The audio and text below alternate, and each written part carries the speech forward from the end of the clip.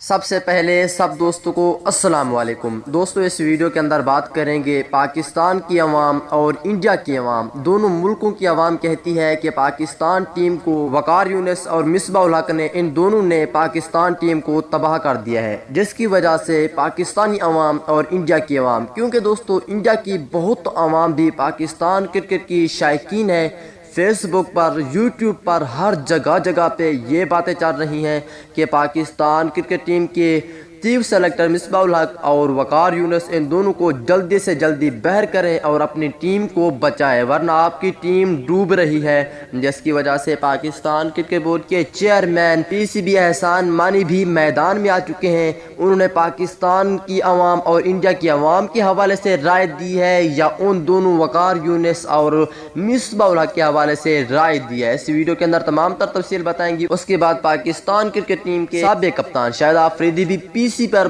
برس پڑے ہیں، کون سی باتیں کہی ہیں، سچ باتیں بتا دی ہیں شاہد آفریدی نے پی سی بی کو۔ تمام تر تفصیلات اس ویڈیو کے اندر آپ دوستوں کو بتائی جائے گی۔ میرے پیارے اور خوبصورت دوستو، اس ویڈیو کو لائک کریں، چینل کو سبسکرائب کریں، بیل آئیکن دبا کر آل پر لازمی کلک کریں۔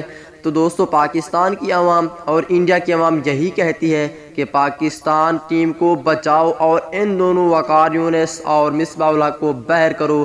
اس حوالے سے پی سی بی نے پاکستان عوام اور انڈیا ٹیم عوام کی رائے سے یہ بات کی ہے کہ جلد ایسا نہیں ہو سکتا کہ پاکستان ٹیم کا چیف سلیکٹر تبدیل کیا جائے یا ہیڈ کوچ تبدیل کیا جائے یا بولنگ کوچ۔